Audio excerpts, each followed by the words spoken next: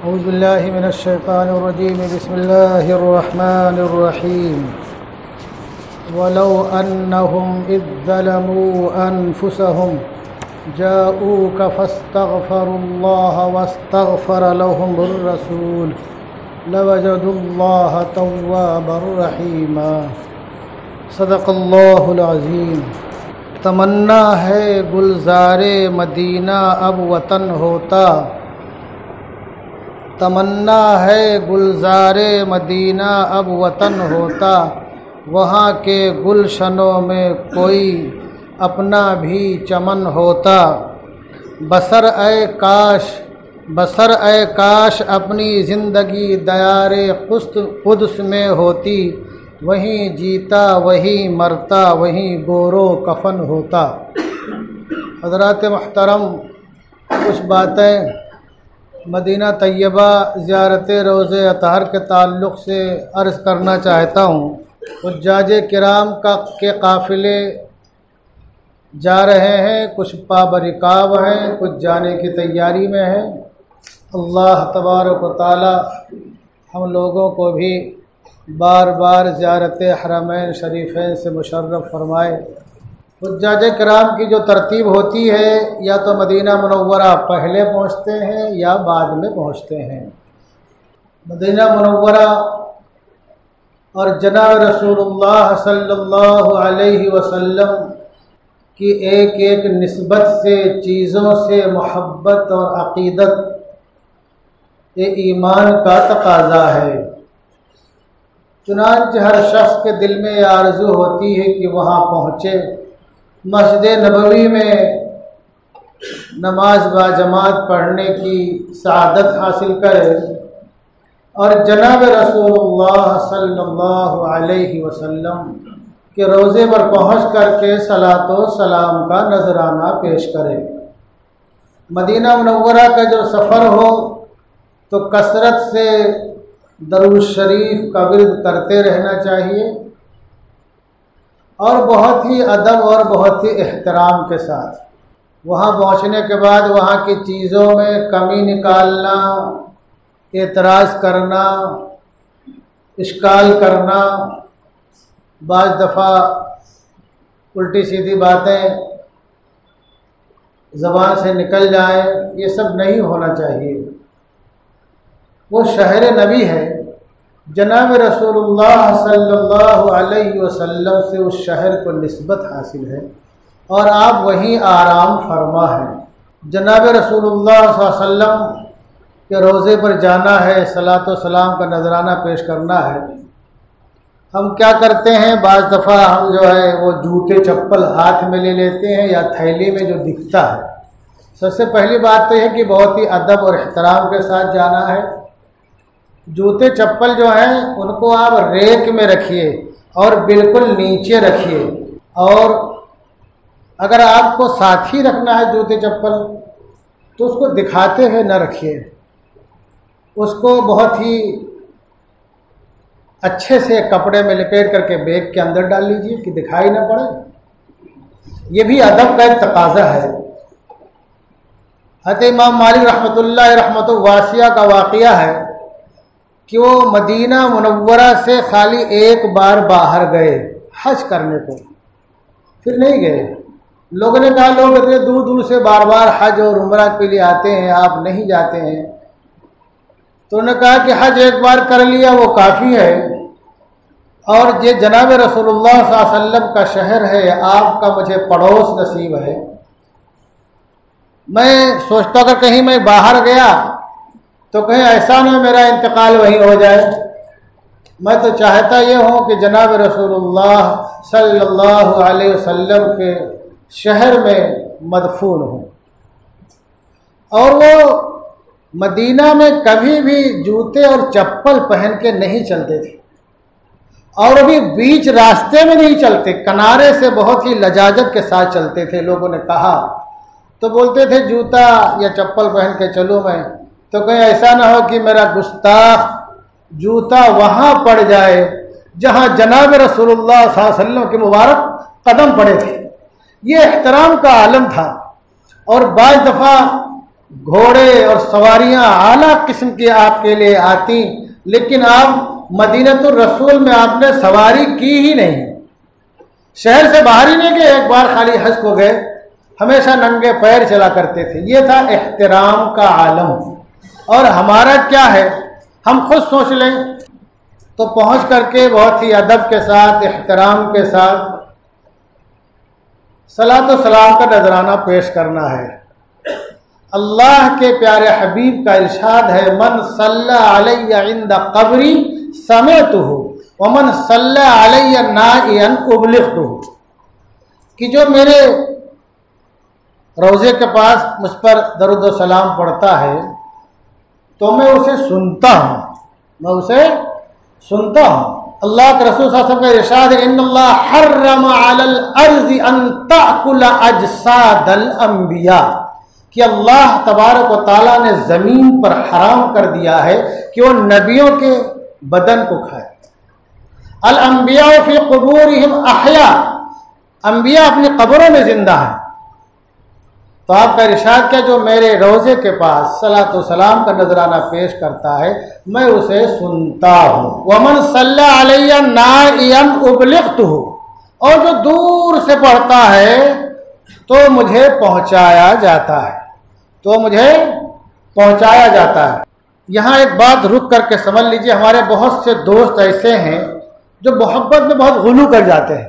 وہ کیا سمجھتے ہیں کہ ہم جہاں بھی آپ کا تذکرہ شروع کر دیں گے، آپ کی ولادت کا یا آپ وہاں تشریف لے آئیں گے، یا یہ کہ آپ ہر جگہ موجود ہیں، یا یہ کہ آپ ہر جگہ موجود ہیں۔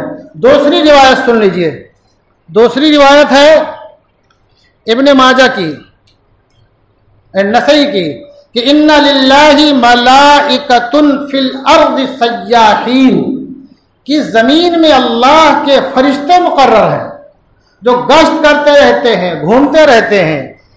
یبلغوننی من امتی السلام، جو کہ مجھے میری امت کی طرف سے سلام پہنچاتے ہیں۔ اگر ہم یہاں پڑھیں گے درود و سلام تو جو فرشتے اللہ تبارک و تعالیٰ کی طرف سے مقرر ہیں وہ فرشتے جناب رسول اللہ صلی اللہ علیہ وسلم کی بارگاہ میں اس کو پیش کریں گے۔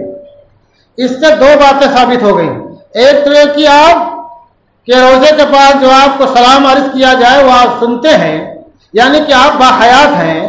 دوسری بات یہ ہے کہ ہمارے بہت سے ناسمجھ بھائیوں کے ذہن میں بات بیٹھی ہوئی ہے کہ آپ ہر جگہ موجود ہیں، وہ بات نہیں ہے۔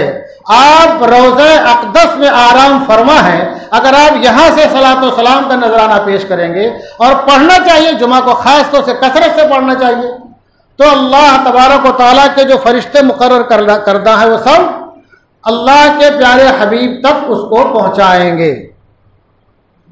ایک دوسری روایت ہے، حضرت ابو ہریرہ رضی اللہ عنہ راوی کیا فرماتے ہیں، قال سمعت رسول اللہ صلی اللہ علیہ وسلم یقول لا تجعلوا بیوتکم قبورا، کہ اللہ کے پیارے حبیب نے ارشاد فرمایا اپنے گھروں کو قبر مت بناؤ، قبرستان مت بناؤ، یعنی ذکر اذکار کرو، اس میں نماز پڑھو، تلاوت کرو۔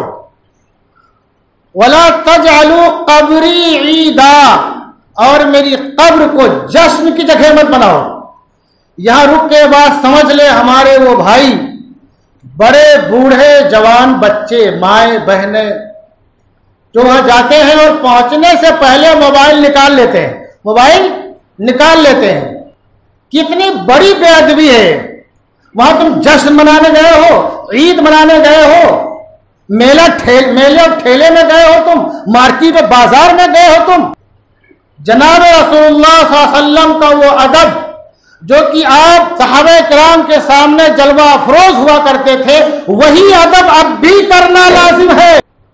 جو لوگ موبائل نکال کے ویڈیو بناتے ہیں، فوٹوگرافی کرتے ہیں، ویڈیو کال کرتے ہیں، وہ اپنے دل پر ہاتھ رکھ کر کے سوچیں کہ جناب رسول اللہ صلی اللہ علیہ وسلم کا ادب کر رہے ہیں، محبت اور عقیدت کا وہ اظہار کر رہے ہیں کہ جناب رسول اللہ صلی اللہ علیہ وسلم کے ساتھ بے ادبی کا معاملہ کر رہے ہیں۔ اگر جناب رسول اللہ صلی اللہ علیہ وسلم آپ کی مجلس میں جلوہ افروز ہوتے تو کیا کسی مومن کی یہ جسارت اور ہمت ہوتی کہ وہ ایسی حرکت کرے؟ صحابہ کرام کے تو ادب کا یہ عالم تھا، ادب کا یہ عالم تھا کہ ایک بار آپ خطبہ درج آپ نے فرمایا بیٹھ جاؤ. ایک صحابی آ رہے تھے, انہوں نے جیسے یہ سنا وہ جوتے چپل جہاں نکالے جاتے ہیں وہاں بیٹھ گئے.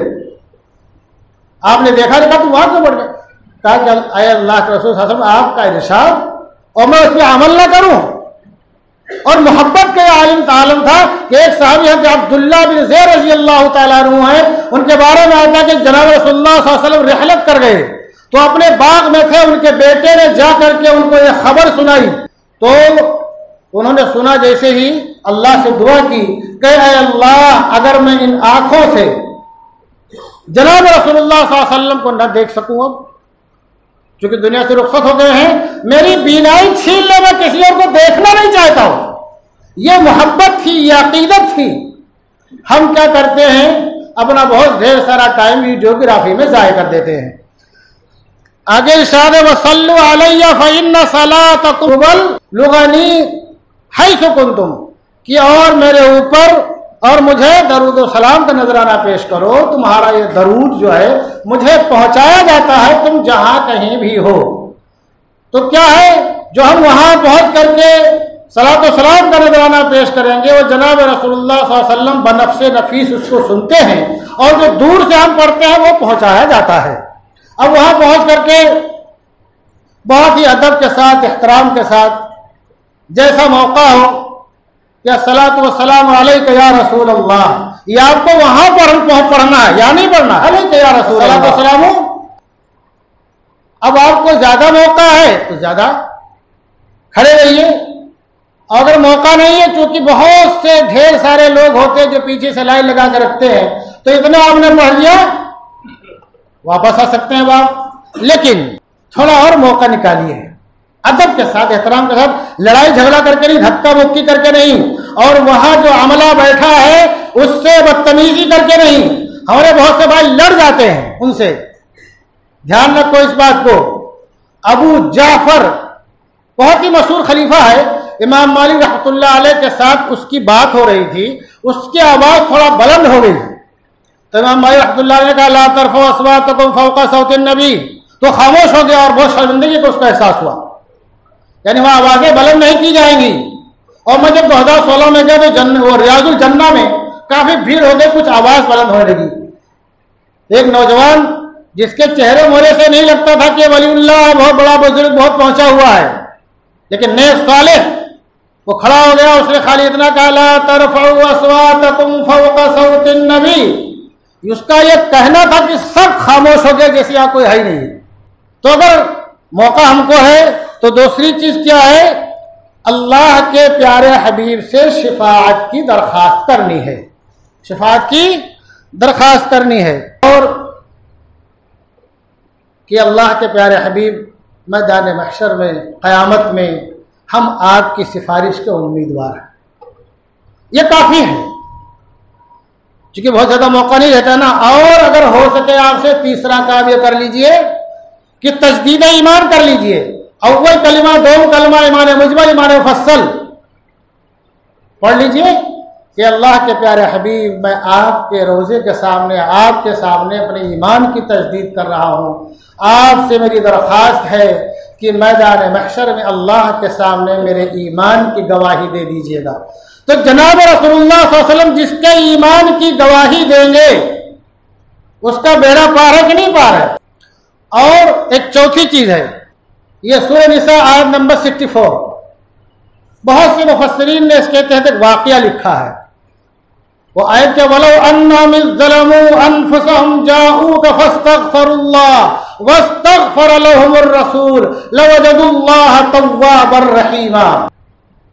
اگر انہوں نے اپنے اوپر زیادتی کے لیے سے خطا ہو گئی, گناہ ہو گیا, جاؤ گا تو آپ کے پاس آئیں, فاستغفر اللہ, تو اللہ سے بخشش طلب کرو, واستغفر لهم الرسول, اور اللہ کے پیارے حبیب بھی ان کے لیے بخشش طلب کرے, یعنی اللہ کی سفارش کہ اللہ اس کو معاف کر دے. لوجدوا اللہ توابا رحیما, تو اللہ کو متوجہ ہونے والا, رحم کرنے والا پائیں گے. ایک واقعہ اس کے تحت جو ہے اکثر مفسرین نے لکھا ہے, جس کو ذکر کیا ہے علامہ ابو نصر بن صباغ نے اپنی کتاب الشمائل میں, اور مفسرین نے اپنی تفسیروں میں شاید کے دل لکھا ہی ہے واقعہ یہ ہے کہ ایک اعرابی آیا، اونٹ پر سوار تھا، اترا دور اور آ کر کے جناب رسول اللہ صلی اللہ علیہ وسلم کے قبر اطہر کے پاس پہنچا اور اس نے یہی کہا کہ اللہ کے پیارے حبیب، میں آپ کو اپنی بخشش کے لیے سفارشی بناتا ہوں. اور یہ آیت اس نے یہ آیت پڑھی اور پھر وہاں سے اس نے کچھ اشعار کہے آپ کے سامنے، وہاں سے چلا گیا. وہ اشعار اب بھی، ان اشعار میں سے 2 شعر ابھی بھی جناب رسول اللہ صلی اللہ علیہ وسلم کے روضے کے جو ستون ہیں اس پہ 2 شعر لکھا ہوا ہے. وہ شعر کیا ہے؟ یا خیر من دفنت بالقاع اعظمہ فطاب من طیبہن القاع والاکم، کہ اے وہ ذات والا صفات، سب سے عظیم ہستی کہ جن کا جسد اطہر یہاں موجود ہے، اور ان کے جسد اطہر کے موجود ہونے جیسے پہاڑ، ٹیلے اور زمین کا ہر خطہ خوشبودار ہو گیا. اور بولتا ہے کہ نفس الفداء لقبر انت ساکنہ، کہ میری جان فدا ہو اس آرام گاہ پر جہاں آپ آرام کر رہے ہیں. فیہ العفاف والجود والکرم، اس میں عفاف، سخاوت اور کرم ہے. اور آگے کہتا ہے انت الذی ترجا شفاعتہ یوم القیامہ، انت الذی ترجا شفاعتہ، کہ آپ ہی کی وہ ذات والا صفات ہے کہ جن سے شفاعت کی امید کی جا سکتی ہے. کیا بولتا ہے آگے؟ علی الصراط اذا ما زلت القدم، کہ پلصراط پر جب قدم پھسلنے لگیں گے، یعنی آپ کی سفارش سے پلصراط پر قدم نہیں پھسلے گا اور ہم جنت میں انشاءاللہ پہنچ جائیں گے. اور چونکہ آپ کے پڑوس میں آپ کے 2 عظیم جانثاروں کی بھی قبریں ہیں تو ان کا بھی نام لیتا ہے. کیا کہتا ہے؟ وَصَاحِبَاكَ لَا أَنْسَاهُمَا أَبَدًا، اور آپ کے جو 2 جانثار جو کہ آپ کے پڑوس میں آرام فرما ہے، میں انہیں کبھی بھی نہیں بھول سکتا ہوں، مِنِّ السَّلَامُ عَلَيْكُمْ إِذَا مَا جَرَى الْقَلَمُ. کیا کہتا ہے کہ آپ تمام لوگ تینوں پر سلامتی ہو، اللہ کی رحمت کا نزول ہو، اللہ کی طرف سے اللہ کی رحمت کا نزول ہو، سلامتی کا نزول ہو، جب تک قلم جاری رہے. جب تک قلم، کتنی عظیم نعت اس نے کچھ شخص نے کہہ دی ہے. قلم کب تک جاری رہے گا؟ صبح قیامت تک قلم جاری رہے گا. دنیاوی قلم، چاہے وہ سیٹھے کی شکل میں ہو، بانس کی شکل میں ہو، پین فاؤنٹن پین کی شکل میں ہو، بال پین کی شکل میں ہو، یا کہ موبائل کے کی بورڈ کی شکل میں ہو، یا لیپ ٹاپ اور کمپیوٹر کے کی بورڈ کی شکل میں ہو، وہ سب چلا گیا. علامہ وہاں اتوی جو ہے، ایک شخص تھے وہاں بیٹھے ہوئے تھے، انہوں نے اس کو یہ سب کرتے پڑھتے دیکھا، ان کی آنکھ لگ گئی تو انہوں نے خواب میں دیکھا کہ جناب رسول اللہ صلی اللہ علیہ وسلم ارشاد فرما رہے ہیں تبھی تم جاؤ اس اعرابی کو بتا دو. عربی بولتے دیہاتی کو، بدو کو بتا دو کہ اللہ نے اس کی بخشش کر دی ہے. تو وہاں پہنچنے کے بعد ہمیں توبہ بھی کرنا چاہیے اور جناب رسول اللہ صلی اللہ علیہ وسلم سے اپنی بخشش کے لیے کہنا چاہیے کہ اللہ سے آپ ہماری بخشش کی درخواست کیجئے، اب آپ کے پڑوس میں تھوڑا ہٹ کے خلیفہ اول، تھوڑا ہٹ کے خلیفہ ثانی، وہاں بھی سلام کرنا ہے. یا السلام علیکم یا خلیفۃ، یا السلام علیکم یا ابا بکر. آگے تھوڑا ہٹ کے السلام علیکم یا عمر الفاروق، یا السلام علیکم یا خلیفۃ الثانی. اب بہت سے لوگ جناب رسول اللہ صلی اللہ علیہ وسلم کی بارگاہ میں سلام عرض کرنے کے لیے کہتے ہیں، ان کا بھی سلام پہنچانا ہے. ہمیں چاہیے اگر کوئی جانے والا ہو تو اس سے کم اپنا سلام پہنچا دے. اب وہ سلام لوگوں کی طرف سے بہت سے لوگوں نے کہہ دیا تو وہ کیا کرے گا؟ بہت آسان اس کے لیے تو یہ ہے کہ السلام علیکم یا رسول اللہ من جمیع من اوصانی بالسلام علیکہ، کہ اللہ کے پیارے حبیب ان تمام لوگوں کی طرف سے آپ کو سلام عرض کرتا ہوں جن لوگوں نے مجھے آپ کو سلام عرض کرنے کے لیے کہا ہے. اگر عربی میں نہ کہہ پائے تو اپنی زبان میں کہہ دے، کوئی مشکل نہیں ہے. حضرات محترم، مدینہ منورہ کا سفر، وہاں کے فضائل، وہاں کے برکات، ان تمام چیزوں کو ہمیں اپنے ذہن میں رکھنا چاہیے اور وہاں رہنے والوں سے کبھی گستاخی بے ادبی ان کے شان میں نہیں کرنی چاہیے۔ ایک روایت میں اللہ کے پیارے ارشاد فرماتے ہیں جو مدینہ والوں سے مکر کرے گا وہ گھل جائے گا جیسے کہ نمک کی طرح گھل جاتا ہے، گھل کے ختم ہو جائے گا۔ اور ایک روایت میں جو بخاری کی روایت ہے کہ مدینہ جو ہے ناپاک لوگوں کو کی چھٹنی کر دیتا ہے، خالی پاک صاف لوگوں کو رکھتا ہے۔ تو جو پاک صاف لوگ ہیں وہی وہاں پر ہیں، ہمیں ان کے ساتھ ادب و احترام کا معاملہ کرنا چاہیے۔ ہماری بھائی گیری، دادا گیری، بڑا پن، سیٹ پن، امیر پن، کبیر پن وہ سب یہاں چھوڑ کر کے جاؤ۔ اور اس کے علاوہ ایک بات اور ہے کہ جب وہاں پہنچو تو کسی کے تعلق سے دل میں کوئی بات نہ رکھو، کسی کے تعلق سے دل میں کوئی بات نہیں، دل بالکل صاف ہونا چاہیے۔ اگر اللہ کے رسول صلی اللہ علیہ وسلم کی کسی امتی کے تعلق سے آپ کے دل میں ہے تو وہ بھی اللہ کے رسول کا امتی ہے، آپ بھی امتی ہو، تو اگر کوئی سی بات ہے تو آپ صاف کر کے جائیں گے تو دونوں کا معاملہ صاف رہے گا۔ اللہ کے پیارے حبیب نے امت پر بہت ہی مہربان ہے، بہت ہی شفیق ہیں، رحمت للعالمین۔ تو آپ کو اللہ نے کہا، ایک جگہ اور اللہ نے کہا وَبِالْمُؤْمِنِينَ رَؤُوفٌ الرحیم، کہ تمام مومنین کے لیے آپ کیا ہے، رؤوف بھی ہیں، رحیم بھی ہیں۔ یہ رؤوف اور رحیم اللہ کی صفتوں میں سے ہے، بہت مہربان، بہت رحم کرنے والا۔ تو کسی کے تعلق سے دل میں کوئی بات بھی نہیں ہونی چاہیے۔ اللہ تبارک و تعالی ہم تمام لوگوں کو اور ہماری نسلوں کو بار بار زیارت حرمین شریفین سے مشرف فرمائے۔